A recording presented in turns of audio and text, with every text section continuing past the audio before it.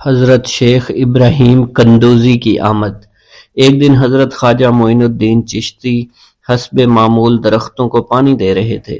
حضرت شیخ ابراہیم قندوزی گھومتے پھرتے اسی باغ کی طرف آن نکلے۔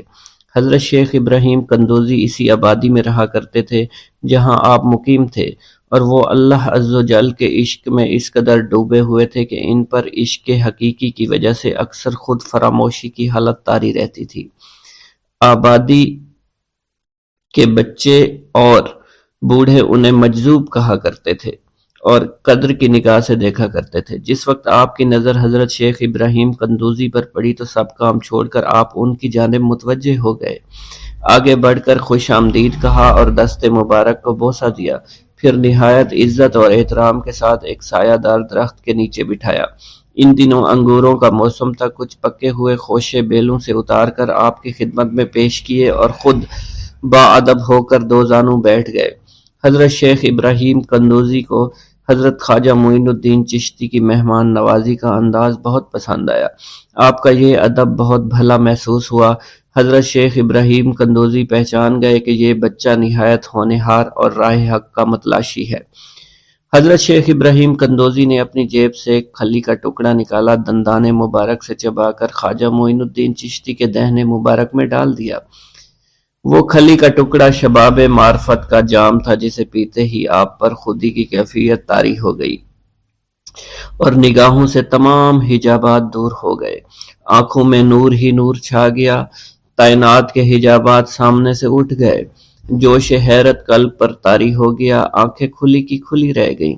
یہ نہیں کہا جا سکتا حضرت خواجہ معین الدین چشتی اس حالت فراموشی میں کب تک آئینہ حیرت بنے رہے۔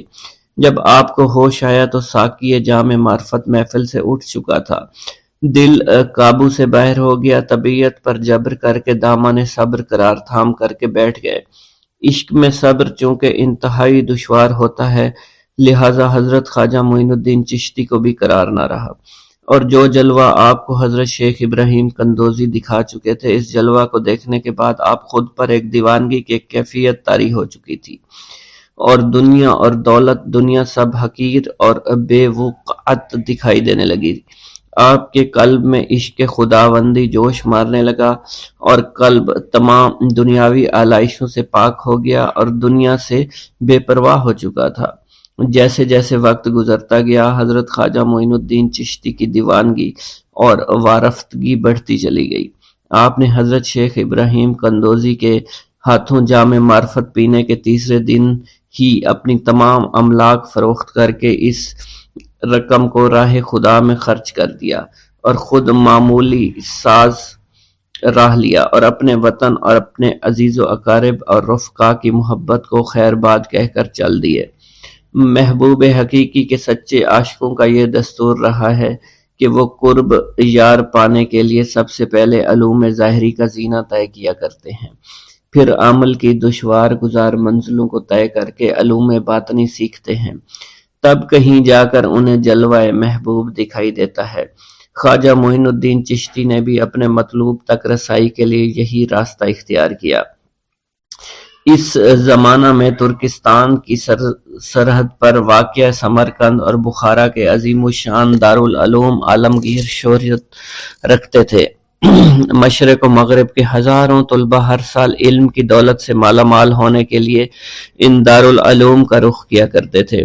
حضرت خواجہ معین الدین چشتی نے تحصیل علوم و فنون کے لیے سمرقند بخارا کا انتخاب کیا۔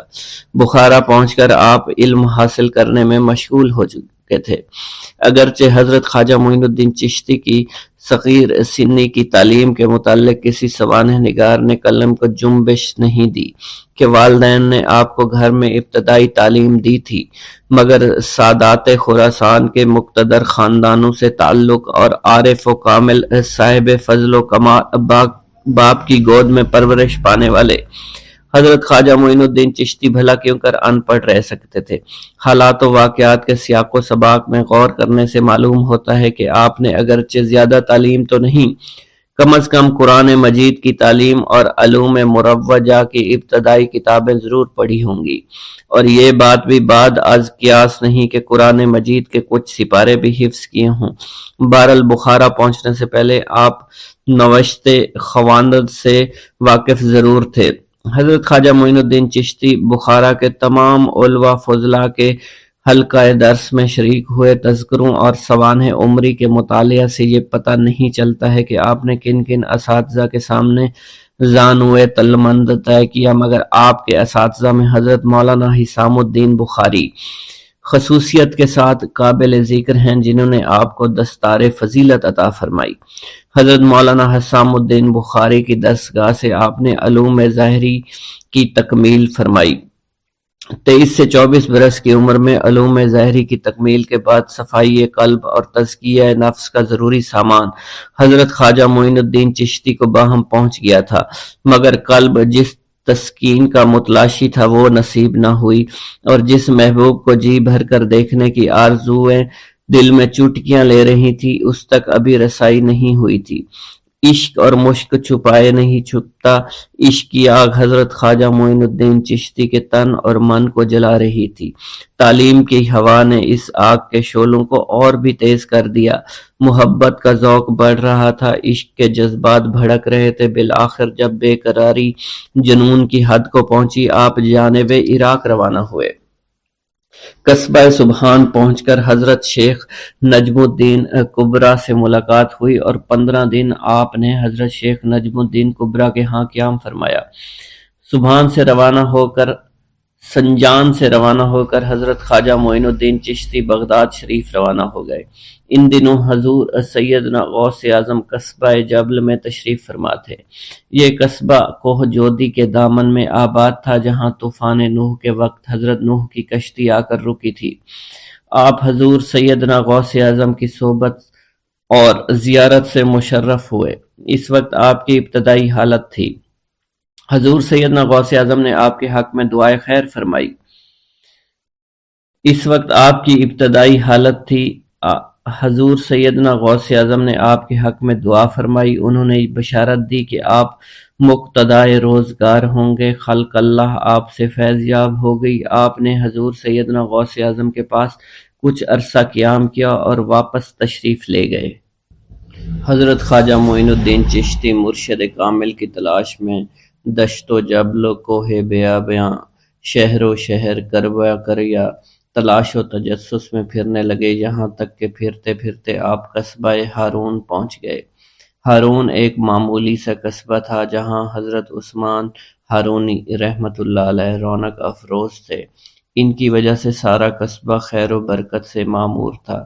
خواجہ عثمان ہارونی قطب وقت تھے، ان کی قطبیت کا مہر منور ذو فشاں عالم تھا۔ حضرت عثمان ہارونی کی بزرگی کا چرچا دور دور تک پھیلا ہوا تھا۔ لوگ دور دراز سے جوق در جوق حاضر خدمت ہو کر مراد کے پھولوں سے جھولیاں بھر بھر کر لے جاتے۔ قصبہ ہارون ان دنوں روحانی تجلیات کا مرکز تھا، چشمہ معرفت کا فیض عالم جاری تھا۔ حضرت خواجہ معین الدین چشتی کو اس چشمہ صافی کی موجوں میں وہی نور جھلکتا نظر آتا جس کا مشاہدہ آپ حضرت شیخ ابراہیم قندوزی کی کرامت میں کر چکے تھے۔ ادھر نگاہ ملتے ہی شیخ کامل حضرت خواجہ عثمان ہارونی نے آپ کے دل کی خواہشات کا جائزہ لے لیا۔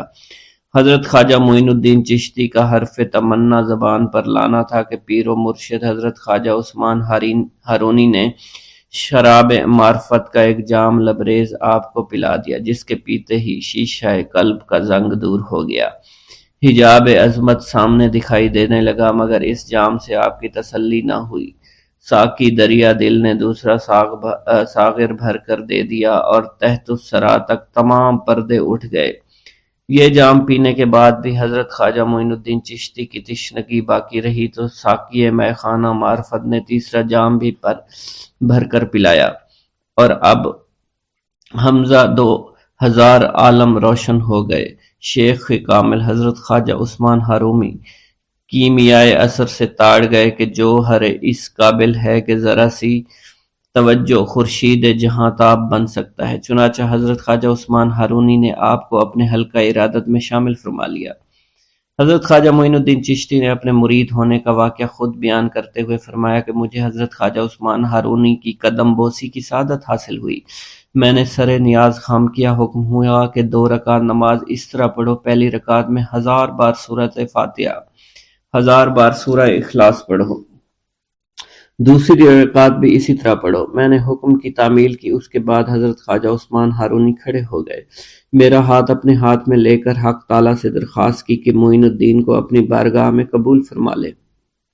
اس کے بعد حضرت خواجہ عثمان ہارونی نے اپنے سر سے کلہ اتار کر میرے سر پر رکھی، اپنا خرقہ خاص عطا فرمایا۔ اس کے بعد انہوں نے فرمایا 1000 بار سورہ اخلاص پڑھو۔ تعمیل ارشاد کے بعد حضرت خواجہ عثمان ہارونی نے فرمایا کہ ہمارے خاندان میں ایک دن رات کا مجاہدہ ہے، آج تم وہ مجاہدہ کرو۔ حضرت خواجہ معین الدین چشتی فرماتے ہیں میں نے ایک دن اور ایک رات کا مجاہدہ کیا۔ اگلے دن حاضر خدمت ہوا، مرشد پاک نے بیٹھنے کا اشارہ دیا اور کہا 1000 بار سورہ اخلاص پڑھو۔ پھر فرمایا آسمان کی جانب دیکھو۔ میں نے آسمان کی جانب نگاہ دوڑائی، خواجہ عثمان ہارونی نے فرمایا کیا نظر آ رہا ہے؟ میں نے عرض کیا عرش اعظم تک نظر آ رہا ہے۔ اس کے بعد حضرت خواجہ عثمان ہارونی نے فرمایا کہ زمین کی طرف دیکھو۔ میں نے زمین کی طرف نگاہ دوڑائی، پوچھا کیا نظر آ رہا ہے؟ میں نے عرض کیا تحت الثری تک نظر آ رہا ہے۔ خواجہ عثمان ہارونی نے ارشاد فرمایا کہ دوبارہ دیکھو۔ میں نے اوپر دیکھا، حجاب عظمت تک کوئی پردہ دکھائی نہیں دیا۔ انہوں نے کہا اپنی آنکھیں بند کر لو۔ میں نے اپنی آنکھیں بند کی، ایک لمحہ کے بعد آنکھیں کھولنے کا حکم دیا اور اپنی 2 انگلیاں کھڑی کر لی۔ حضرت خواجہ عثمان ہارونی نے فرمایا ان دونوں انگلیوں کے درمیان نظر ڈالو، بتاؤ کیا نظر آ رہا ہے؟ میں نے عرض کی ہر 2 عالم کی کیفیت نظر آ رہی ہے۔ یہ سن کر مرشد پاک حضرت خواجہ عثمان ہارونی خوش ہوئے، فرمایا معین الدین تیرا کام پورا ہو گیا ہے۔ حضرت خواجہ معین الدین چشتی فرماتے ہیں اس کے بعد مرشد پاک حضرت خواجہ عثمان ہارونی نے مجھے سونے کی ایک اینٹ عطا کرتے ہوئے فرمایا اسے فقراء اور مساکین میں تقسیم کر دو۔ میں نے تعمیل حکم کیا۔ اس کے بعد ارشاد ہوا کہ تم ابھی میرے پاس قیام کرو، اور میں نے اس حاضری کو اپنے لیے خوش قسمتی سے نعمت تصور کیا۔ خواجہ معین الدین چشتی فرماتے ہیں میں کچھ عرصہ مرشد پاک حضرت خواجہ عثمان ہارونی کی صحبت میں رہا، اور پھر آپ کے ہمراہ حج بیت اللہ کی غرض سے عازم سفر ہوا، اور پھر جب ہم خانہ کعبہ پہنچے تو آپ نے خانہ کعبہ کا غلاف ہاتھ میں پکڑ کر یوں دعا فرمائی اے اللہ معین الدین کو قبول فرما۔ خواجہ معین الدین چشتی فرماتے ہیں اسی وقت غیب سے آواز آئی ہم نے اسے قبول فرما لیا ہے۔ حضرت خواجہ معین الدین چشتی فرماتے ہیں حج بیت اللہ کی سعادت کے بعد میں مرشد پاک حضرت خواجہ عثمان ہارونی کے ہمراہ روضہ رسول پر حاضر ہوا۔ آپ نے مجھ سے فرمایا سلام کرو۔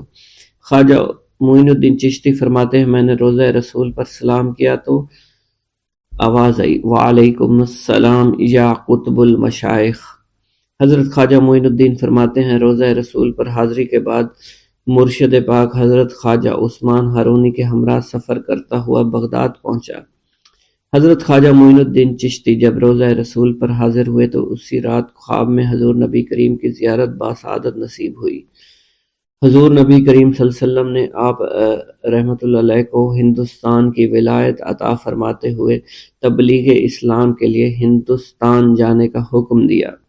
حضرت خواجہ معین الدین چشتی فرماتے ہیں کہ میں مرشد پاک حضرت خواجہ عثمان ہارونی کے ہمراہ بغداد آیا۔ بغداد میں آپ معتکف ہو گئے اور مجھ سے فرمایا تم روزانہ چاشت کو میرے پاس آنا تاکہ میں تمہیں کچھ ضروری باتیں بتاؤں۔ پھر آپ 28 روز تک معتکف رہے۔ اسی دوران مجھے فقر کی تعلیم دیتے رہے اور اسرار و سلوک سے آگاہ کیا۔ پھر آپ نے خرقہ خاص، مسلح نالین، چوبی اور عصائے مبارک عطا فرمائے۔ پھر فرمایا کہ یہ چیزیں تمہارے پیران طریقت کی یادگار ہیں، ان کو نہایت ادب کے ساتھ اپنے پاس رکھنا اور جس کو اس کا اہل سمجھو اس کے سپرد کر دینا۔ پھر آپ نے مجھے رخصت کر دیا۔ اس وقت میری عمر 22 برس تھی۔ حضرت خواجہ معین الدین چشتی کو حضرت خواجہ عثمان ہارونی سے اس قدر عشق تھا کہ سایہ کی طرح ساتھ لگے رہتے تھے۔ جہاں کہیں مرشد پاک حضرت خواجہ عثمان ہارونی جاتے تھے آپ ان کا بستر خواب توشہ اور پانی کا مشکیزہ کندھے پر ڈالے اور دیگر ضروری اشیاء سر پر رکھے ہمراہ ہوا کرتے تھے۔ جہاں مرشد پاک قدم رکھتے تھے وہاں آپ اپنی آنکھیں بچھا دیا کرتے تھے۔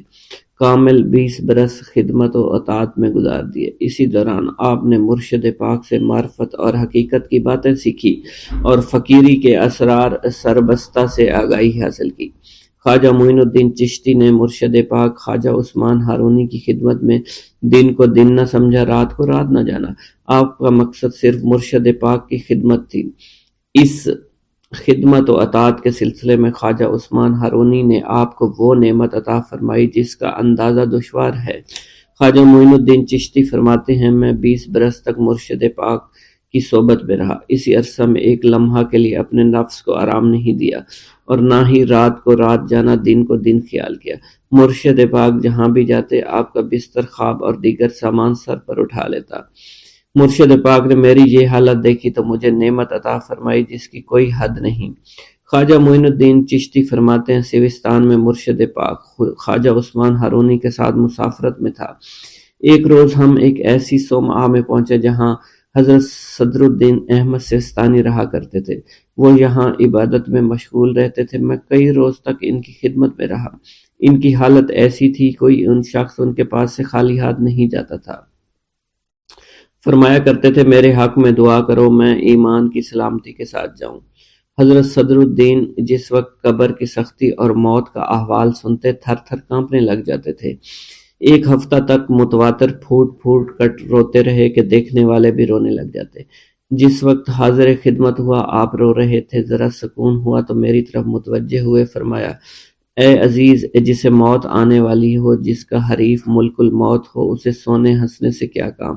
اگر تمہیں ان لوگوں کا حال معلوم ہو جائے جو زیر زمین سوتے ہیں اور بچھیوں سے بھری ہوئی کوٹھریوں میں محبوس ہیں تو تم اسی طرح پگھل جاؤ جس طرح نمک پانی میں پگھل جایا کرتا ہے۔ خواجہ معین الدین چشتی فرماتے ہیں، پھر حضرت صدر الدین احمد سیستانی نے مجھ سے فرمایا، میں تمہیں 30 برس بیشتر کا واقعہ سناتا ہوں۔ بصرہ کے ایک قبرستان میں ایک بزرگ میرے پاس بیٹھے ہوئے تھے۔ ہمارے قریب ایک قبر میں مردے کو عذاب ہو رہا تھا۔ یہ حالت دیکھ کر وہ بزرگ نعرہ مار کر مر گئے۔ میں نے اٹھنا چاہا، ان کی روح قالب سے پرواز کر چکی تھی۔ پھر تھوڑی دیر بعد ان کا جسم پانی بن کر بہہ گیا۔ خواجہ معین الدین چشتی فرماتے ہیں، میں مرشد پاک خواجہ عثمان ہارونی کے ہمراہ سفر دریائے دجلہ پر پہنچا اور دریا میں طغیانی تھی، سوچ میں گم تھا دریا کیسے پار کیا جائے گا۔ دفتن مرشد پاک نے فرمایا، معین الدین آنکھیں تو بند کرو۔ میں نے آنکھیں بند کی۔ کچھ دیر بعد فرمایا، آنکھیں کھولو۔ میں نے اپنی آنکھیں کھولی، ہم دریا کے پار تھے۔ میں نے عرض کی، یہ کیسے ممکن ہوا؟ آپ نے فرمایا، میں نے 5 مرتبہ سورہ فاتحہ پڑھی اور تمہیں لے کر دریا میں اتر گیا۔ بسم اللہ الرحمن الرحیم۔ السلام علیکم ویورز، امید کرتا ہوں آپ سب خیریت سے ہوں گے۔ آج ہم آپ کو شیخ عبد القادر جیلانی رحمۃ اللہ علیہ کے بارے میں بتائیں گے۔ ایک تاجر کے حق میں آپ کا دعا کرنا۔ شیخ ابو سعود الحریمی بیان کرتے ہیں کہ ابو المظفر الحسن تاجر شیخ حماد العباس کی خدمت میں آئے اور بیان کیا کہ حضرت شام کی طرف سفر کرنے کا میرا مقصد ہے، میرا قافلہ تیار ہے جس میں 700 دینار کا مال لے کر جاؤں گا۔ آپ نے اس سے فرمایا، اگر تم اس سال سفر کرو گے تو مارے جاؤ گے اور تمہارا سارا مال لٹ جائے گا۔ یہ اس وقت عین عالم شباب میں تھے۔ آپ کا یہ قول سن کر نہایت مغموم ہو کر نکلے۔ راستے میں ان کی حضرت شیخ عبد القادر جیلانی سے ملاقات ہو گئی تو انہوں نے حضرت شیخ حماد کا مقولہ آپ سے ذکر کیا۔ آپ نے فرمایا، بے شک تم جاؤ، انشاءاللہ تم اپنے سفر سے صحیح تندرست واپس آؤ گے، میں اس بات کا ضامن ہوں۔ غرض یہ اپنے سفر کو گئے۔ شام جا کر 1000 دینار کو انہوں نے اپنا مال فروخت کیا۔ بعد ازاں یہ اپنی کسی ضرورت کے لیے حلب گئے۔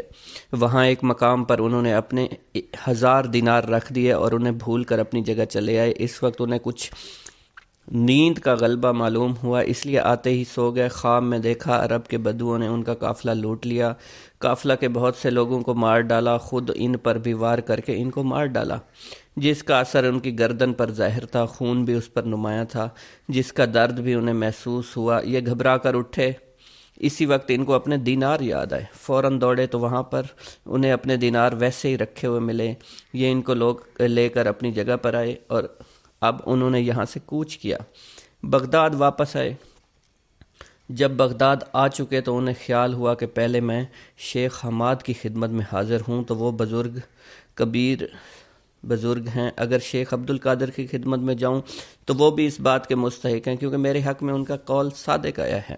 غرض انہیں تردد تھا کہ پہلے کن کی خدمت میں جاؤں، مگر حسن اتفاق سے شوق سلطان میں انہیں شیخ حماد مل گئے اور آپ نے ان سے فرمایا کہ نہیں، تم پہلے شیخ عبد القادر جیلانی کی خدمت میں جاؤ، وہ محبوب سبحانی ہیں، انہوں نے تمہارے حق میں 70 دفعہ دعا مانگی ہے، یہاں تک کہ خدا تعالیٰ نے تمہاری واقعہ کو بیداری سے خواب میں تبدیل کر دیا۔ چنانچہ یہ پہلے حضرت شیخ عبد القادر جیلانی کی خدمت میں گئے تو آپ نے ان سے فرمایا کہ شیخ حماد نے میرے پاس آنے کے لیے تمہیں فرمایا ہے، میں نے 70 دفعہ تمہارے حق میں دعا اللہ تعالیٰ سے مانگی تھی کہ وہ تمہارے واقعہ کو بیداری سے خواب میں تبدیل کر دے اور تمہارے مال کے ضائع ہونے کو صرف تھوڑی دیر کے لیے نسیان سے بدل دے اور تمہیں صحیح اور تندرست مع خیر واپس لے آئے۔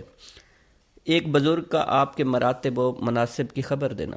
شیخ عبداللطیف بیان کرتے ہیں، میں نے اپنے والد ماجد سے سنا، انہوں نے بیان کیا کہ شیخ عزار بن متورع البتائی مجھ سے بیان کرتے ہیں کہ بغداد میں ایک اجمی شریف نوجوان جس کا نام عبد القادر ہے داخل ہوا ہے۔ یہ نوجوان عن قریب نہایت ہیبت، عظمت، جلال، مقامات، کرامات کے ساتھ ظاہر ہوگا اور حال احوال اور درجہ محبت میں سب پر غالب رہے گا۔ تصرفات کون و فساد اسے سونپ دیا جائے گا، بڑے چھوٹے سب اس کے زیر حکم ہوں گے۔ قدر و منزلت میں اسے قدم راسخ اور معارف حقائق میں ید بیضہ حاصل ہوگا۔ مقام حضرت القدس میں زبان کھول سکے گا، صاحب مراتب و مناسب ہوگا جو کہ اکثر اولیاء سے فوت ہو چکے ہیں۔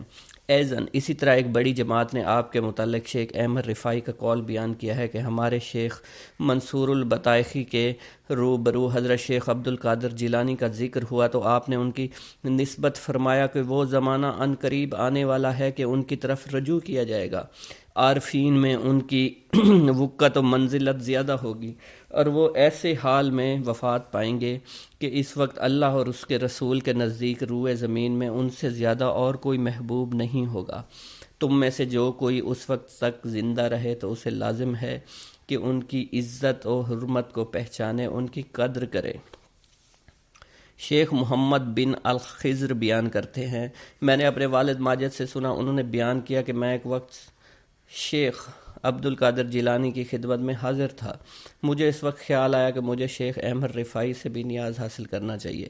مجھے یہ خیال آتے ہی آپ نے فرمایا کہ خضر لو، شیخ احمد رفاعی سے ملاقات کرو۔ میں نے آپ کی طرف نظر ڈولائی، مجھے ایک ذی ہیبت بزرگ دکھائی دیے، میں نے اٹھ کر سلام کیا، ان سے مصافحہ کیا۔ انہوں نے مجھ سے پوچھا، خضر، جو شخص کے شیخ عبد القادر جیلانی جیسے اولیاء اللہ کو دیکھ لے تو پھر اسے مجھ جیسے شخص سے ملنے کی کیا آرزو، کیونکہ میں بھی تو آپ کے ہی زیر اثر ہوں۔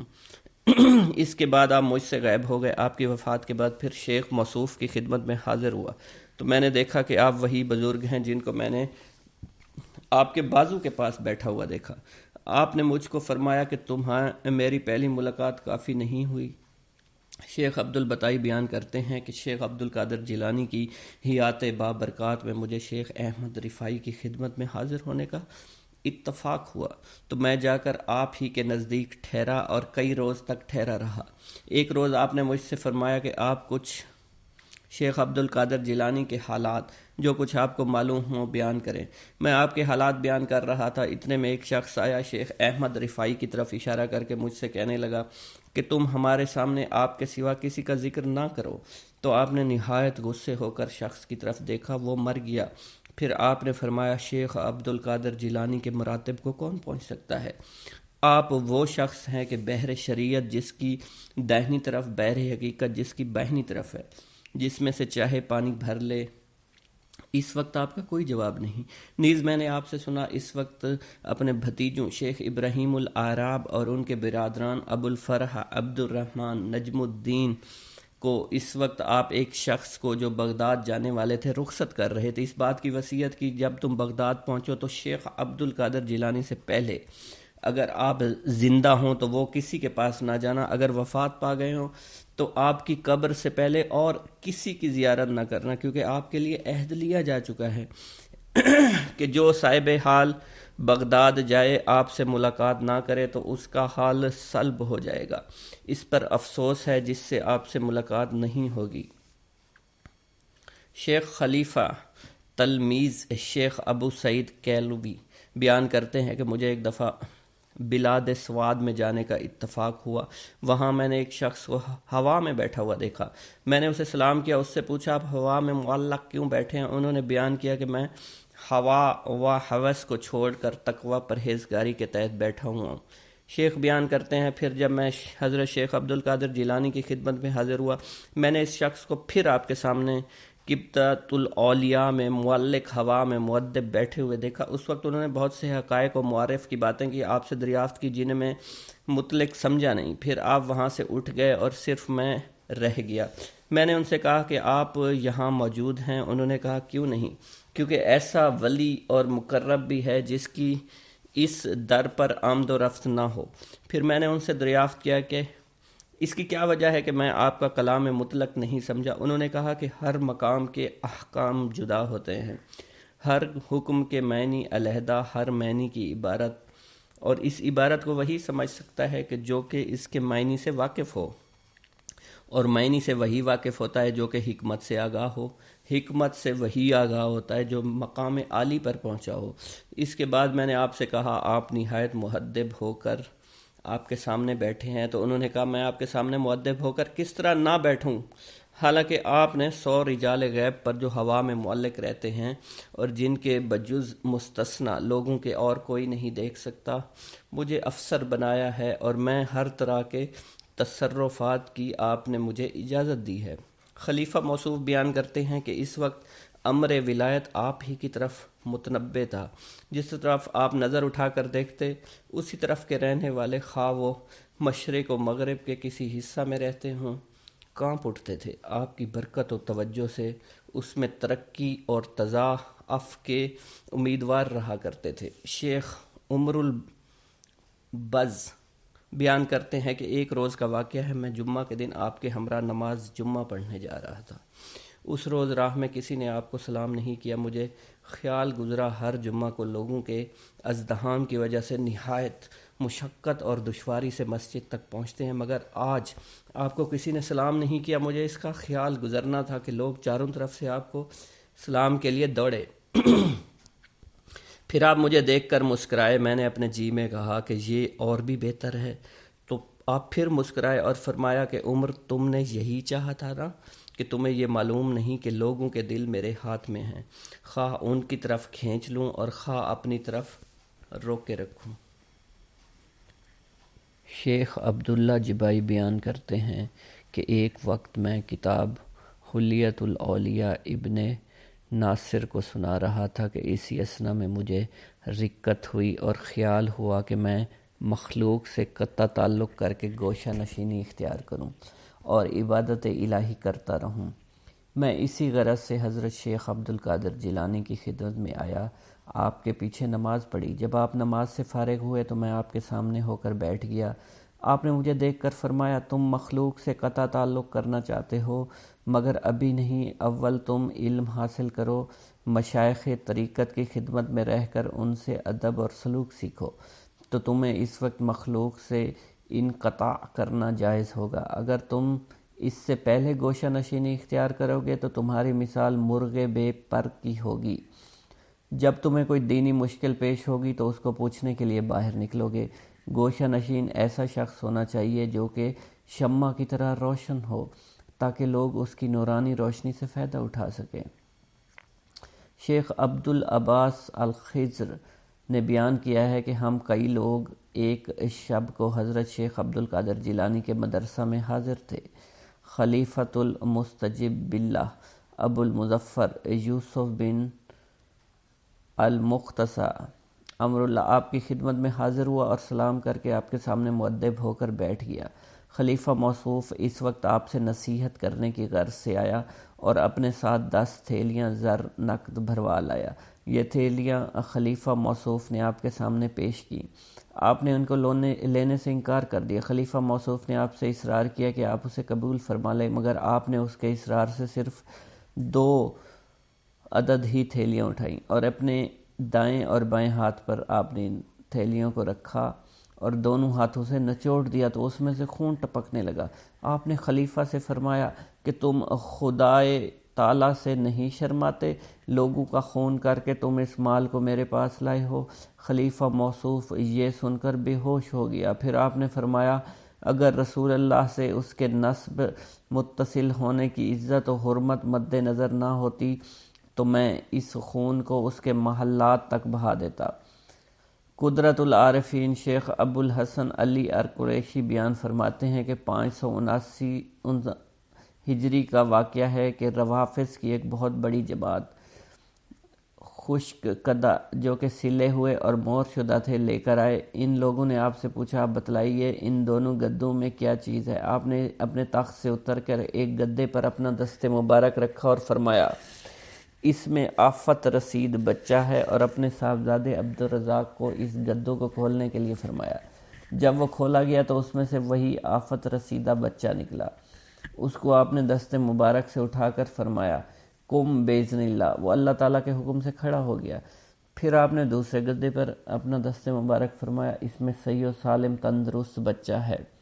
اپنے بیٹے کو کھولنے کا حکم دیا، کھولا تو اس میں بچہ نکلا جو چلنے لگا۔ آپ نے اس کو پیشانی سے پکڑ کر فرمایا بیٹھ جاؤ، تو وہ اللہ تعالیٰ کے بیٹھ گیا۔ آپ کی یہ کرامت دیکھ کر یہ لوگ اپنے روافظ نظریات سے تائب ہو گیا۔ نیز اس وقت آپ کی یہ کرامت دیکھ کر مجلس کے 3 شخصوں کی روح پرواز کر گئی، واللہ عالم۔ نیز شیخ و موصوف بیان کرتے ہیں کہ ایک وقت میں آپ کی خدمت میں حاضر تھا، مجھے اس وقت ایک ضرورت پیش آئی، میں اسے پوری کرنے کی غرض سے نکلا۔ آپ نے فرمایا چاہو، تم کیا چاہتے ہو؟ میں نے عرض کیا کہ فلاں امر کا خواستگار ہوں۔ میں اس وقت امور باطنی میں سے ایک امر کی خواہش کی تھی، چنانچہ اس وقت مجھے وہ حاصل ہو گیا۔ آپ کے رکابدار ابو العباس احمد بن محمد القریشی بغدادی بیان کرتے ہیں کہ ایک روز آپ سواری پر جامعہ منصوری تشریف لے گئے۔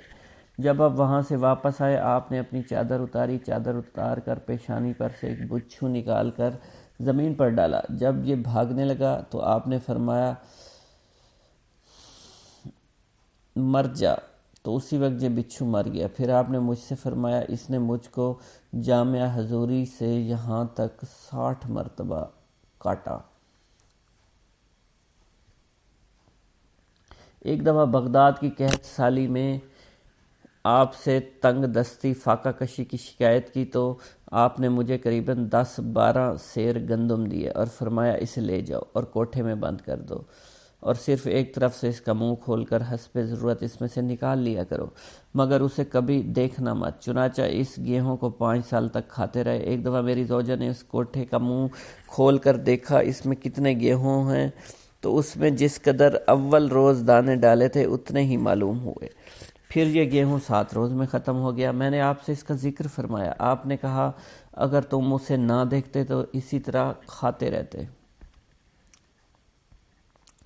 عمر بن حسین بن خلیل بیان کرتے ہیں کہ میں ایک دفعہ آپ کی خدمت میں حاضر تھا، آپ کے روبرو ہی منہ گھٹے ہوئے بیٹھا تھا۔ اس وقت میں نے قندیل کی طرح ایک روشنی سی دیکھی جو آپ کے دہن مبارک سے 2-3 دفعہ قریب ہو کر واپس ہو گئی۔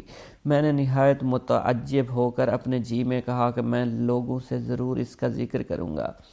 آپ نے اسی وقت فرمایا کہ تم خاموش بیٹھے رہو، مجلس کی باتیں امانت ہوا کرتی ہیں۔ پھر میں نے آپ کی وفات تک اس کا ذکر کسی سے بھی نہیں کیا۔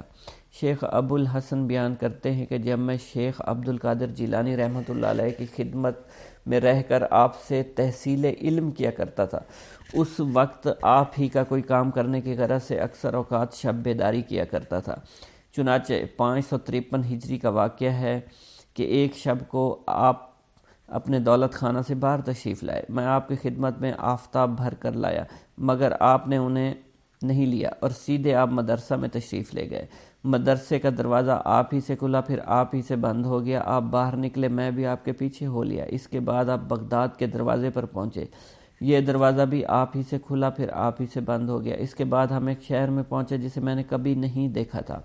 اس میں پہنچ کر آپ ایک مکان میں داخل ہوئے جو کہ آپ کے مسافر خانے سے شبیہ تھا۔ اس مکان پر 6 لوگ تھے، انہوں نے آپ کو سلام کیا، آپ ذرا آگے چلے گئے، اس میں ایک کھمبے کے پاس ٹھہر گیا، یہاں سے میں نے نہایت پست آواز سے کسی کراہنے کی آوازیں سنیں۔ کچھ منٹ بعد یہ آہٹ بند ہو گئی، اس کے بعد جہاں سے یہ آہٹ سنائی دیتی تھی ایک شخص اس طرف گیا اور وہاں سے ایک شخص کو کندھے پر اٹھا لایا۔ اس کے بعد ایک اور شخص جس کی مونچھیں دراز تھی، سر برہنہ تھا، آ کر آپ کے سامنے بیٹھ گیا۔ آپ نے اس کو کلمہ شہادت 3 دفعہ پڑھا کر اس کی مونچھیں تراشی، اسے ٹوپی پہنائی اور محمد اس کا نام رکھا اور فرمایا مجھے حکم ہوا ہے یہ شخص متوفی کا قائم مقام ہوگا۔ ان سب نے کہا بصر و چشم۔ پھر آپ وہاں سے روانہ ہوا، ہم تھوڑی دور چلے تھے، بغداد کے دروازے پر پہنچے۔ جس طرح پہلی دفعہ دروازہ کھلا بند ہوا، اسی طرح اب بھی دروازہ کھلا اور بند ہوا۔ اس کے بعد آپ مدرسہ تشریف لے اور مکان میں چلے گئے۔ جب صبح کو میں نے آپ سے سبق پڑھتے بیٹھا ہوا تھا تو میں نے آپ کو قسم دلا کر پوچھا کیا واقعہ تھا؟ آپ نے فرمایا یہ جو شہر تم نے دیکھا یہ نہاون تھا، جو کہ اطراف اور قرب و جوار میں ایک شہر کا نام ہے، اور یہ 6 اشخاص ابدال ونجا میں سے تھے، اور 7ویں شخص جس کی آہٹ سنائی دیتی تھی یہ بھی انہی میں سے تھے، اور اس وقت وہ وفات پانے والے تھے۔ اس لیے میں ان کے پاس گیا، اور جس شخص کو میں نے کلمہ شہادت پڑھایا وہ نصرانی اور قسطنطنیہ کا رہنے والا شخص تھا۔ مجھے حکم ہوا تھا کہ وہ شخص ان کا قائم مقام ہوگا، اس لیے وہ میرے پاس لایا گیا۔ اس نے اسلام قبول کر لیا، اب وہ ابدال و انجا میں ہے، اور جو شخص اپنے کندھے پر ایک شخص کو لایا تھا وہ ابو العباس حضرت خضر علیہ السلام تھے۔ آپ اسے لے کر آئے تھے تاکہ وہ متوفی کا قائم مقام بنایا جا سکے۔ یہ بیان فرمانے کے بعد آپ نے مجھ سے اس بات کا عہد لے لیا کہ میں آپ کی زیست تک اس کا واقعہ بیان نہ کروں، اور فرمایا تم میری زندگی میں کسی راز کو افشا مت کرنا۔ ابو سعید بغدادی بیان کرتے ہیں 537 ہجری کا واقعہ ہے، میری ایک دختر مسمات فاطمہ ایک خانہ کی چھت پر گئی تو اسے کوئی جن اٹھا کر لے گیا۔ اس کی ہنوز شادی نہیں ہوئی تھی، 16 برس کا اس کا سن تھا۔ میں نے حضرت شیخ عبد القادر جیلانی کی خدمت میں حاضر ہو کر واقعہ بیان کیا تو آپ نے مجھ سے فرمایا تم بغداد کے محلہ کرخ کے ویرانے میں جا کر 5ویں ٹیلہ کے نزدیک بیٹھ جاؤ، اپنے ارد گرد حصار کھینچ لو۔ حصار کھینچتے وقت بسم اللہ الرحمن الرحیم علی لیلۃ عبد القادر پڑھو۔ جب نصف شب گزرے گی تو تمہارے پاس سے مختلف صورتوں میں جنات کا گزر ہوگا، تم ان میں سے کچھ خوف بالکل مت کھانا۔ پھر صبح کو ایک بہت بڑے لشکر کے ساتھ تمہارے پاس ان کے بادشاہ کا گزر ہوگا، وہ تم سے تمہاری ضروریات دریافت کرے گا، تم ان سے کہنا کہ مجھے عبد القادر جیلانی نے تمہارے پاس بھیجا ہے۔ اس کے بعد تم اپنی دختر کا واقعہ بیان کر دینا۔ ابو سعید عبداللہ بن احمد فرماتے ہیں کہ میں آپ کے حسب ارشاد ویرانہ میں جا کر حصار کھینچ کر بیٹھ گیا، وہاں سے جنات کے متعدد گروہ کا ہیبت ناک صورتوں میں گزر ہوتا رہا، مگر میرے پاس حصار کے علاوہ کوئی نہیں آ سکتا تھا۔ آخر ایک لشکر کا گزر ہوا، ان کا بادشاہ گھوڑے پر سوار تھا، وہ میرے سامنے آ کر ٹھہر گیا، مجھ سے پوچھنے لگا تمہیں کیا ضرورت پیش آئی ہے؟ میں نے کہا شیخ عبد القادر جیلانی نے مجھے آپ کے پاس بھیجا ہے۔ جب اس نے آپ کا نام سنا گھوڑے پر سے اتر کر نیچے بیٹھ گیا، اسی طرح اس کے ساتھ اس کا لشکر بھی نیچے بیٹھ گیا۔ پھر اس نے مجھ سے کہا اچھا پھر انہوں نے تم کو کس لیے بھیجا ہے؟ میں نے اپنا قصہ بیان کیا۔ اس نے اپنے تمام لشکر سے دریافت کیا کہ ان کی دختر کو کون اٹھا کر لے گیا ہے، تو ان سب نے کہا معلوم نہیں کون لے گیا۔ اس کے بعد جن لایا گیا اور کہا گیا یہ چین کے جنات میں سے ہے، دختر اس کے ساتھ تھی۔ اس بادشاہ نے پوچھا تو یہ کیا ہوا تھا؟ تو اسے قطب وقت کی رکاب داری میں سے اٹھا کر لے گیا تھا۔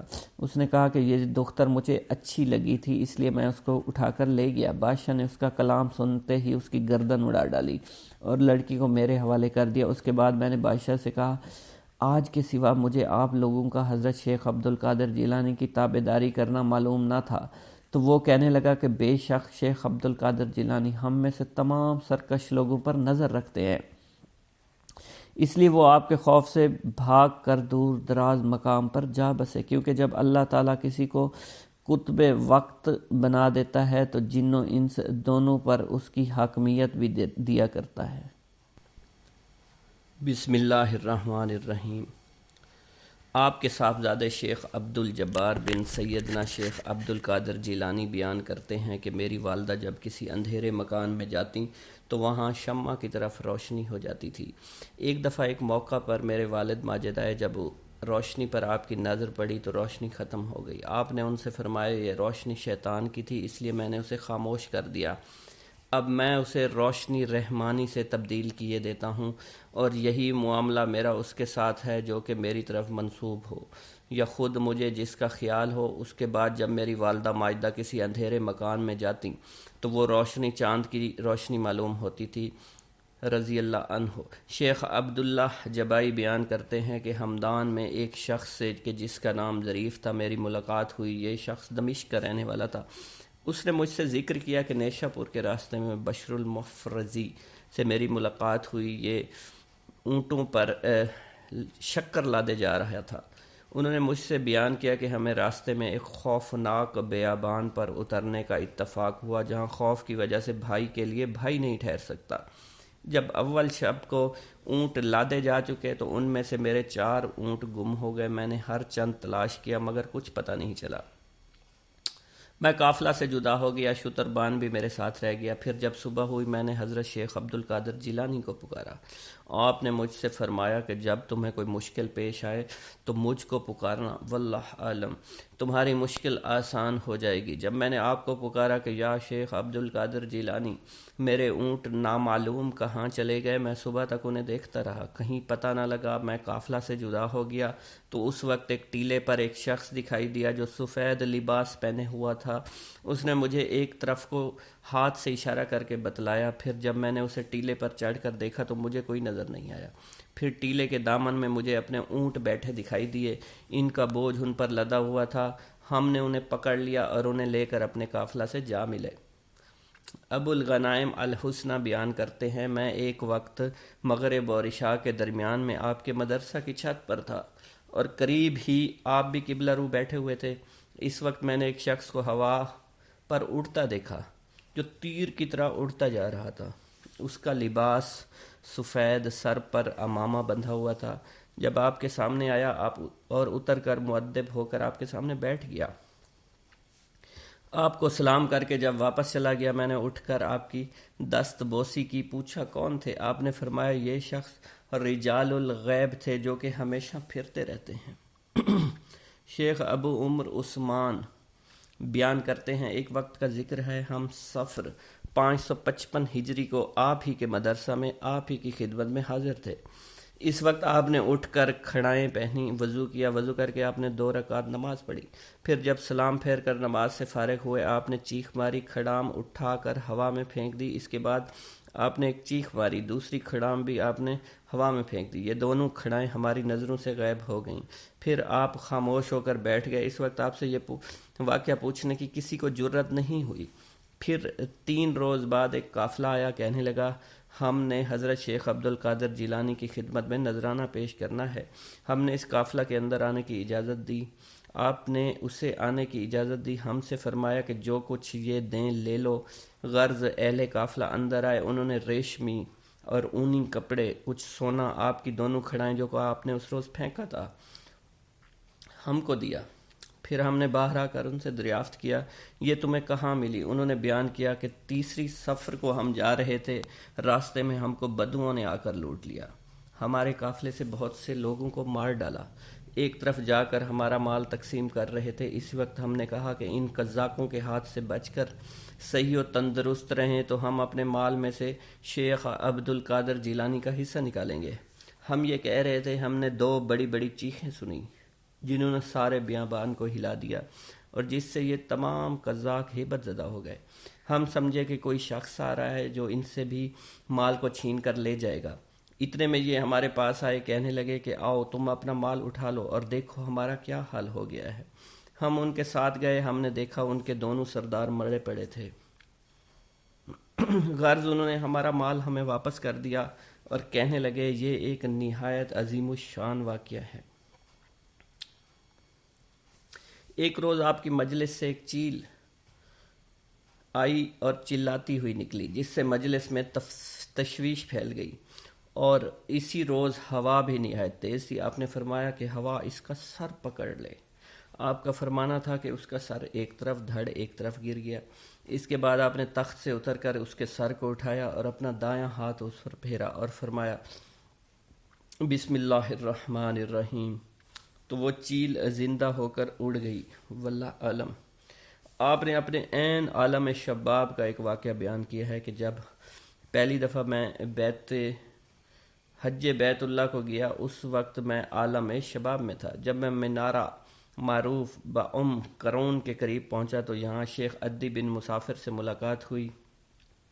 آپ بھی اس وقت عین عالم شباب میں تھے۔ آپ نے مجھ سے پوچھا کہاں کا قصد ہے؟ میں نے کہا مکہ معظمہ کا۔ آپ نے پوچھا کیا میرا آپ کے ساتھ ہو سکتا ہے؟ میں نے کہا کیوں نہیں، میں ایک تنہا شخص ہوں۔ آپ نے کہا الا حاذل قیاس، میں بھی تنہا ہوں، غرض ہم دونوں ایک ساتھ چل پڑے۔ راستہ میں ایک نو عمر حبشن لڑکی ملی۔ یہ لڑکی نحیف البدن برقع پہنے ہوئے تھی۔ سامنے آ کر کھڑی ہو گئی۔ برقع میں سے اس نے مجھے دیکھا اور دیکھ کر کہنے لگی کہاں کے رہنے والے ہو؟ میں نے کہا بغداد کا۔ پھر کہا آپ نے مجھے بہت تھکایا ہے۔ میں نے کہا وہ کس طرح؟ بولی ابھی میں بلاد حبشہ میں تھی، مجھے اس وقت مشاہدہ ہوا اللہ نے آپ کے دل پر تجلی کی اور اپنا وہ فضل کرم کیا جو اوروں پر اب تک نہیں کیا، اس لیے میں نے چاہا آپ کو پہچانوں۔ پھر آپ نے کہا میں چاہتی ہوں کہ آج دن بھر میں آپ دونوں صاحبوں کے ہمراہ رہوں اور آپ کے ساتھ روزہ افطار کہوں۔ اس کے بعد دو ایک بازو سے ساتھ چلنے لگے، ایک بازو سے ہم چلنے لگے۔ جب مغرب کا وقت آیا اور افطار کا وقت ہو چکا، آسمان سے ایک طباق اترا جس میں 6 روٹیاں اور سرکہ تھا، کچھ ترکاری تھی۔ اس لڑکی نے خدا کا شکر ادا کیا۔ اللہ کا ہزار ہزار شکر ہے، اس نے میری اور میرے مہمانوں کی عزت کی۔ روزانہ میرے لیے 2 روٹیاں اترا کرتی ہیں، آج 6 روٹیاں اتریں۔ اس نے میرے مہمانوں کی تکریم کی۔ پھر ہم تینوں نے 2 روٹیاں کھائیں۔ اس کے بعد پانی کے لوٹے اترے، اس میں سے ہم نے پانی پیا جو زمین کے مشابہ نہ تھا بلکہ اس کی لذت حلاوت کچھ اور ہی تھی۔ اس کے بعد یہ لڑکی ہم سے رخصت ہو کر چلی گئی۔ ہم مکہ معظمہ چلے آئے، طواف کر رہے تھے۔ اس وقت شیخ عدی پر الطاف و کرم کیا، ان پر اپنے الطاف اتارے۔ آپ پر اس وقت ویشی سی طاری ہو گئی، یہاں تک کہ انہیں دیکھ کر کوئی کہہ نہیں سکتا تھا کہ یہ زندہ ہے، بلکہ ان کا انتقال ہو گیا۔ اسی وقت میں نے اس لڑکی کو کھڑے دیکھا۔ یہ اس وقت ان کے سرہانے آ کر الٹ پلٹ کر کہنے لگی کہ وہی تمہیں زندہ کرے گا جس نے تمہیں مارا ہے۔ پاک ہے اس کی ذات، اس کی تجلی نور جلال سے حادث نہیں ہوتی مگر اسی کے ثبوت کے لیے اس کے ظہور صفات سے کائنات قائم نہیں ہے، مگر اس کی تائید سے اس کی تقدیس کی شعاؤں نے عقل کی آنکھوں کو بند اور جوان مردوں کی دانائی کو محدود کر رکھا ہے۔ پھر اللہ تعالیٰ نے اس کے بعد مجھ پر الطاف و کرم کی نظر کی اور باطن میں نے دیکھا کہ مجھ سے کوئی کہہ رہا ہے عبد القادر، تجریدی ظاہری کو چھوڑ کر ید اختیار کرو، ہم تمہیں اپنے عجائبات دکھائیں گے، چاہے کہ ہمارے ارادے سے تمہارا ارادہ مشتبہ نہ ہو۔ تم ہمارے سامنے ثابت قدم رہو اور وجود میں ہمارے سوا کسی کا تصرف نہ ہونے دو، تاکہ ہمیشہ ہمارے مشاہدے میں رہو اور لوگوں کو نفع پہنچانے کے لیے ایک جگہ بیٹھ جاؤ۔ ہمارے بہت سے بندے ہیں جنہیں ہم تمہاری برکت سے اپنا مقرب بنائیں گے۔ اسی وقت مجھ سے اس لڑکی نے کہا اے نوجوان، مجھے معلوم نہیں آج کس حد تک تمہاری عظمت و بزرگی ہوگی۔ تمہارے لیے نورانی خیمہ لگایا گیا ہے، ملائکہ تمہارے ارد گرد ہیں، تمہیں دیکھ رہے ہیں، اور تمام اولیاء اللہ کی آنکھیں بھی تمہاری طرف لگی ہوئی ہیں، اور تمہارے مراتب اور مناصب کو میں دیکھ رہی ہوں۔ اس کے بعد یہ 9 عمر چلی گئی، پھر میں نے اس کو کبھی نہیں دیکھا۔ شیخ ابو محمد صالح بیان کرتے ہیں شیخ ابو مدین نے مجھ سے فرمایا تم بغداد جاؤ اور شیخ عبد القادر جیلانی کی خدمت میں حاضر ہو جاؤ، آپ سے تعلیم فقر حاصل کرو۔ چنانچہ میں بغداد آ کر آپ کی خدمت میں حاضر ہوا تو میں نے آپ کو سب سے محیب پایا۔ آپ نے مجھے اپنے خلوت خانہ کے دروازے پر 20 روز تک بٹھایا۔ اس کے بعد آپ نے مجھ سے فرمایا صالح قبلہ کی طرف، اس طرف دیکھو۔ میں نے دیکھا، مجھے قبلہ نظر آیا۔ پھر آپ نے مجھ سے پوچھا کیا دیکھ رہے ہو؟ میں نے کہا کعبہ شریف۔ آپ نے مغرب کی طرف اشارہ کیا اور فرمایا کیا دیکھ رہے ہو؟ میں نے عرض کیا اپنے شیخ کو۔ پھر آپ نے فرمایا کیوں، کہاں جاؤ گے، کعبہ کی طرف یا اپنے شیخ کی طرف؟ میں نے عرض کیا اپنے شیخ کی طرف۔ پھر آپ نے فرمایا کہ اچھا ایک قدم میں جانا چاہتے ہو جس طرح سے تم آئے ہو؟ میں نے عرض کیا نہیں، بلکہ اسی طرح سے جس طرح کہ میں آیا ہوں۔ آپ نے فرمایا اچھا ایسا ہی ہوگا۔ پھر آپ نے فرمایا صالح، تم فقر کو نہیں پا سکتے تا وقت کہ تم اس کی سیڑھی پر نہ چڑھو، اور اس کی سیڑھی توحید ہے، اور توحید کا دار و مدار اس پر ہے کہ تمام اور سارے حادثہ کو اپنی طرف سے مٹا دو۔ میں نے عرض کیا کہ حضرت مجھے آپ اس صفت سے موصوف کر دیجئے۔ آپ نے ایک نظر میری طرف دیکھا تو میرے دل سے تمام جذبات ارادہ کے جدا ہو گئے، جس طرح کہ شب دن سے جدا ہو جاتی ہے۔ اب تک میں آپ کی اسی توجہ سے لوگوں کو مستفید کرتا ہوں۔ شیخ عمر بزاز نے بیان کیا، میں ایک روز آپ کی خدمت میں بیٹھا تھا، اس وقت آپ نے مجھ سے فرمایا فرزند من، اپنی پشت کو بلی کے گرنے سے بچاؤ۔ میں نے اس وقت اپنے جی میں کہا کہ چھت میں کوئی روزن تو ہے نہیں، میرے اوپر بلی کہاں سے گرے گی؟ میں نے اپنا یہ کلام پورا نہیں کیا تھا، ایک بلی میری پشت پر گر گئی۔ آپ نے میرے سینہ پر اپنے دستے مبارک مارا تو میرا دل روشن سورج کی طرح روشن ہو گیا۔ اس وقت مجھ پر تجلیات الہی ہونے لگیں، اور اب روز بروز نور ترقی پاتا ہے۔ بسم اللہ الرحمن الرحیم۔ حضور سیدنا غوث العظم حضرت سیدنا عبد القادر جیلانی رحمۃ اللہ علیہ فرماتے ہیں کہ احوال کے مشاہدہ اور کشف کے وقت اولیاء اللہ پر افعال خداوندی میں سے ایسی ایسی چیزوں کا ظہور ہوتا ہے جو عقلوں کو سلب کر لیتی ہے اور عادات و رسوم کو بکھیر دیتی ہے۔ حضور سیدنا غوث اعظم فرماتے ہیں کہ افعال خداوندی دو اقسام میں منقسم ہیں، نمبر ایک جلال، نمبر دو جمال۔ اللہ رب العزت اولیاء اللہ کے قلوب پر اپنی دونوں صفات کے ساتھ تجلی فرماتا ہے۔ جلال اس کا قہر ہے اور جمال اس کی رحمت ہے۔ مشاہدہ اور کشف کے بعد اولیاء اللہ دور سے دیکھتے اور سنتے ہیں، انبیاء کرام کی ارواح کی زیارت نصیب ہوتی ہے، ملائکہ اور انبیاء سے کلام کی سعادت حاصل ہوتی ہے، اور یہ سب امور عقل اور عادات و رسوم کے خلاف ہیں۔ جس وقت اللہ کی تجلی قلوب پر ظاہر ہوتی ہے تو اس وقت قلوب میں سرور طاری ہو جاتا ہے۔ اللہ عز و جل ان کے ساتھ بہترین کلام فرماتا ہے، ان کو مختلف انواع و منازل کی بشارت دیتا ہے، اور انہیں وہ منازل نصیب ہوتی ہیں کیونکہ ابتدا سے ہی قلم نے ان چیزوں کو ان کے حق میں لکھ دیا ہے۔ اولیاء اللہ کے لیے عظمت اور جلال خوف کر دینے والا ڈر ہے، اور قلب پر ایسا غلبہ لاتا ہے جس کا اثر بدن کے اعضاء پر بھی ظاہر ہوتا ہے۔ حضور نبی کریم صلی اللہ علیہ وسلم سے مروی ہے، خوف شدید کے باعث نماز کے دوران میں آپ کے سینہ مبارک سے ہانڈی کے ابلنے جیسی آواز سنی جاتی تھی، کیونکہ نماز میں آپ کو اللہ عز و جل کا جلال نظر آتا تھا اور آپ پر عظمت الہیہ کا انکشاف ہوتا تھا۔ اللہ عز و جل کے مشاہدہ کے وقت اولیاء اللہ کو جو بشارتیں ہوتی ہیں وہ حقیقت میں ان پر فضل طاری ہوتا ہے اور فضل خداوندی کا ظہور ہو رہا ہوتا ہے۔ جب تک سالک اپنی ہستی میں فانی نہیں ہوتا، ذات حق کے ساتھ باقی نہیں ہو سکتا۔ اللہ رب العزت دولت وصال حاصل ہونے سے پہلے عاشقوں کو قرب وصال کی خوشخبری اس لیے دیتے ہیں کہ شاید شوق الہی کے سبب ان کی محبت حد سے گزرے، ان کی قوتیں منقطع ہو جائیں اور وہ ہلاک ہو جائیں۔ یقین کے تین مرتبے ہیں، علم الیقین، عین الیقین، حق الیقین۔ علم الیقین کے مرتبہ پر فائز ہونے پر سالک کو اس راز کا علم ہو جاتا ہے کہ محبوب حقیقی عالم کی صورت میں جلوہ نما ہے، اور حضور نبی کریم صلی اللہ علیہ وآلہ وسلم اس شاہد لم یزلی کے لیے مرت نامہ ہے۔ پھر جب سالک ترقی کی منازل طے کرتا ہے تو وہ عین الیقین کے مرتبہ پر فائز ہو جاتا ہے، جس سے مراد یہ ہے کہ محبوب حقیقی حضور نبی کریم کی زیارت سے مشرف ہونے لگتا ہے، اور اس کا یقین وحدت الوجود پر پختہ ہو جاتا ہے، اور پھر اسے بیداری میں بھی حضور نبی کریم کی حضوری کی سعادت نصیب ہوتی ہے۔ پھر سالک عین الیقین کی منازل طے کر کے حق الیقین کی منازل پر فائز ہوتا ہے، اور اس کے قلب پر حقیقت محمد صلی اللہ علیہ وسلم کا ظہور ہوتا ہے۔